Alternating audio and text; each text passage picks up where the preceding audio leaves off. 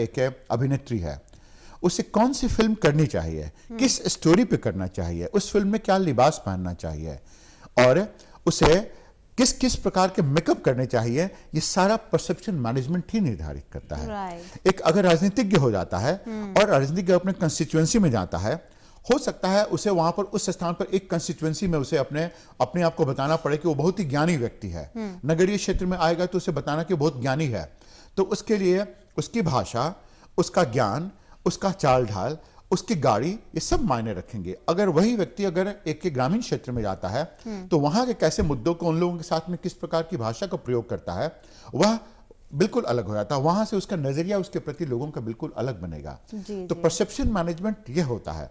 Perception management आप किसी देश का भी कर सकती हैं, जैसे कि जब हमने मालदीव्स के एक परियोजना का हमने परसेप्शन मैनेजमेंट किया था, तो हम लोगों ने इसी रूप में किया था कि यह सेशल से कि कुछ कुछ परियोजनाएं हैं उसके समकक्ष हो या उसके बिल्कुल समकक्ष हो या, ठीक?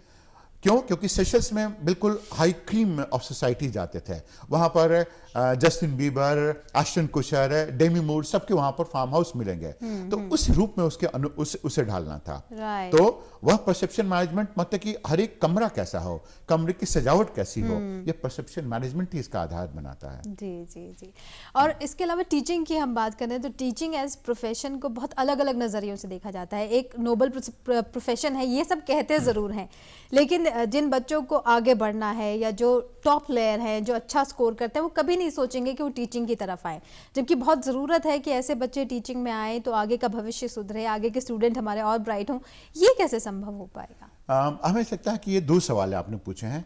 एक तो आपने ये पूछा है कि टीचिंग का अर्थ क्या होता है, और दूसरा आपने पूछा कि टीचिंग ग्लैमराइज क्यों नहीं है जी। तो हम शिक्षक होने के नाते इस बात को दूसरे रूप में लेंगे।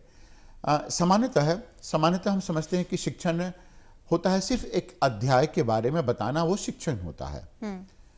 कोच होता है जो कि आपकी एक कमी को दूर करके आपको थोड़ी देर में ही आपको आपकी कमी को बता दे और बताए कि यह कमी ऐसे दूर हो सकती है। ट्रेनर होता है जो आपके एक समस्या का समाधान अच्छी तरह से कर पाता है। लेकिन इसके ऊपर भी होता है वो गुरु होता है। गुरु वही होता है जिसके प्रति विद्यार्थी अपने आप को समर्पित कर देते हैं। गुरु खोजने से मिलता है, गुरु सब जगह उपलब्ध नहीं होता है। शिक्षक सभी स्थानों पर उपलब्ध होते हैं, और गुरु का मुख्य उद्देश्य होता है, गुरु मेंटर होता है। वो आपकी कमियों को देखेगा, आपकी भाषा को देखेगा, आपके व्यक्तित्व को देखेगा, आपकी पृष्ठभूमि को देखेगा और बताएगा कि आप किस कार्य के लिए सबसे सुदृढ़ हैं और कौन सा कार्य आपके लिए सबसे बेहतर हो सकता है। गुरु यह काम करता है।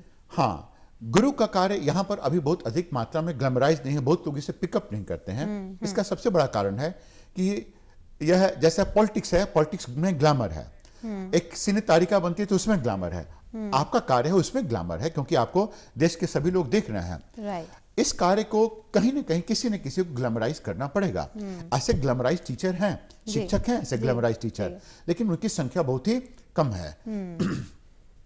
शिक्षण एज ए प्रोफेशन को लोगों ने उतनी अच्छी तरह से संभवतः इसलिए नहीं चुना है क्योंकि इसमें जो प्रेस्टीज हो सकता था वो प्रेस्टीज अब ग्लैमर का काम नहीं करता है। अब ग्लैमर का अर्थ हो जाता है पैसा, ग्लैमर का अर्थ हो जाता है पावर।